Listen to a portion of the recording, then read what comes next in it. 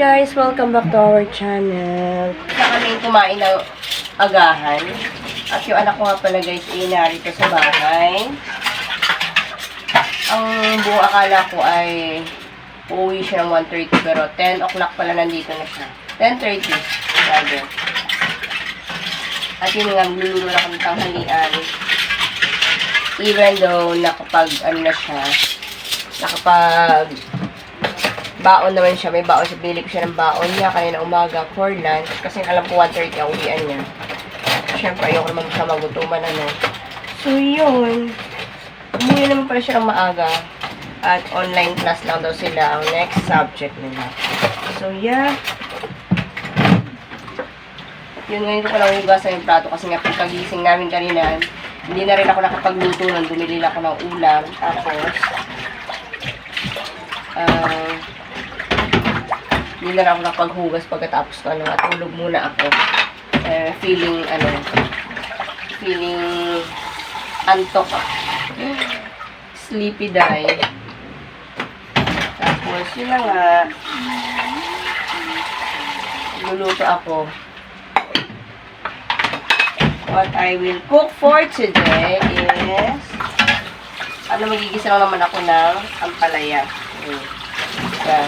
Yung ampalaya na pinamalengke ko pa ng nakarang araw. Kasi baka mapanat. Mapanat na siya actually. Di bali mapanat, wag lang siyang hinog, no? Oo, kasi yung minsan yung ampalaya na bibili ko, pag minsan kasi mura yung ampalaya. Bumibili ako ng marami guys, kasi nga mahilig ako ng ampalaya. So pag mura, ginagrab ko talaga yan. Tapos, pagtingin ko, siyempre hindi naman ako araw mag-ampalaya, di ba? Pagtingin ko, dilaw na. So, ito naman ngayon, hindi siya dilaw. Parang, binalot ko nga siya, guys, eh. So, ganito ang ginawa ko sa aking ampalaya. This is 38 pesos. 39 yata.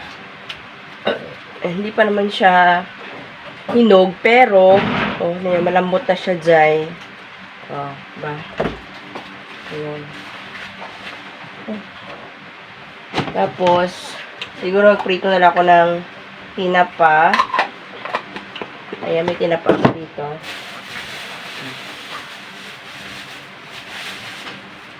Ayan, tinapa. Kaya, buti na lang sa labas yung lutuan ko. Kaya guys, magluto tayo. Magluluto tayo ng ginisang ampalaya. Pero malapit na talaga rin siyang manilaw. Sobrang lambot niya talaga.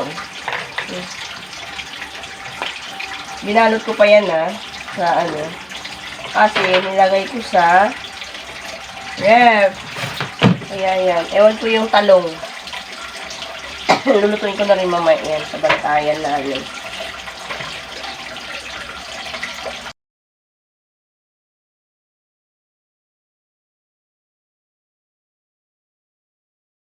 Since magigisa tayo, siyempre gagamit tayo ng garlic. Meron akong dito, pang balat ng garlic, yung pang maramihan. Ang talim kasi, pang lang talaga, yung pang maramihan para Ito naman, ilang piraso lang. Mga 7 piraso lang ng bawang ko. 7 ngipin pala.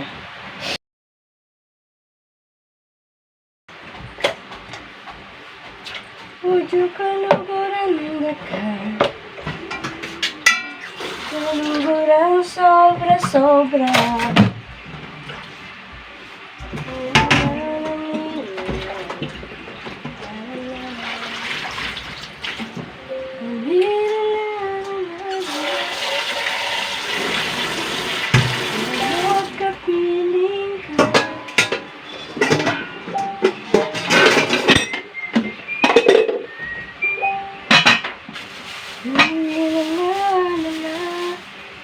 Tinapa Pakainit. Parang gusto ko na maligo. Uy! Na. Ayan. Ayan.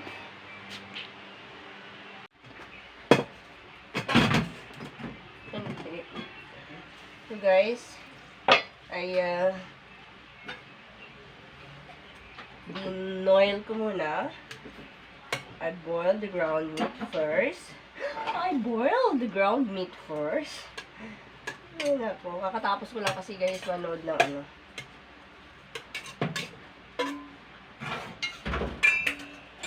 Ay.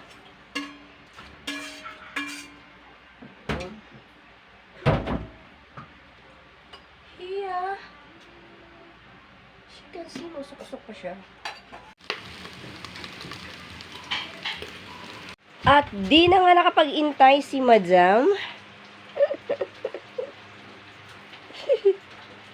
She loved bitter gourd.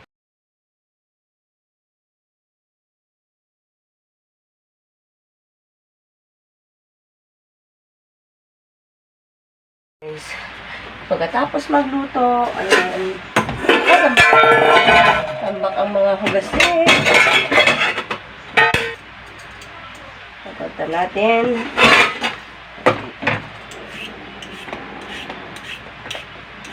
Nagbi-blend ako ulit ng pipino, guys.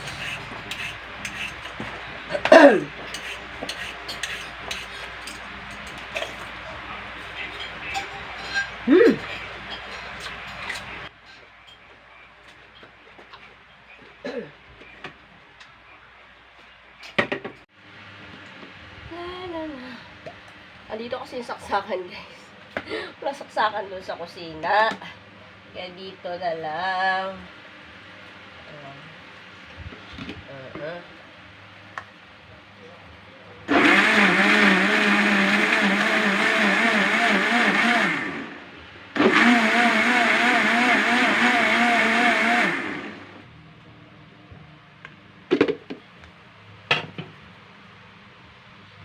Sobrang malapot.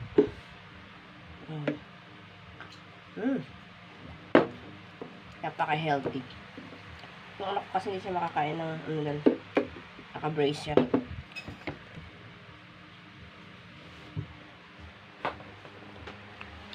Here's for you, anak. Oh, andiyan pa pagkain mo na kailalim. Hala ka! Please sit aside this first. Tapos ako kakain na rin. Yeah. Ay, ulam. Takal-takal manin. Tinapos.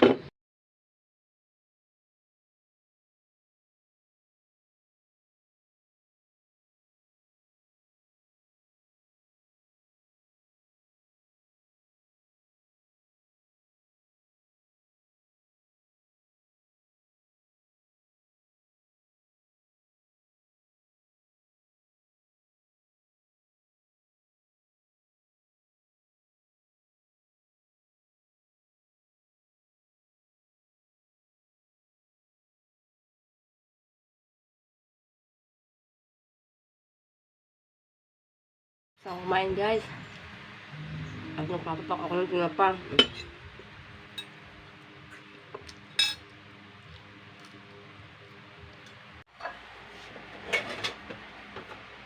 Oh, lala. Bus na.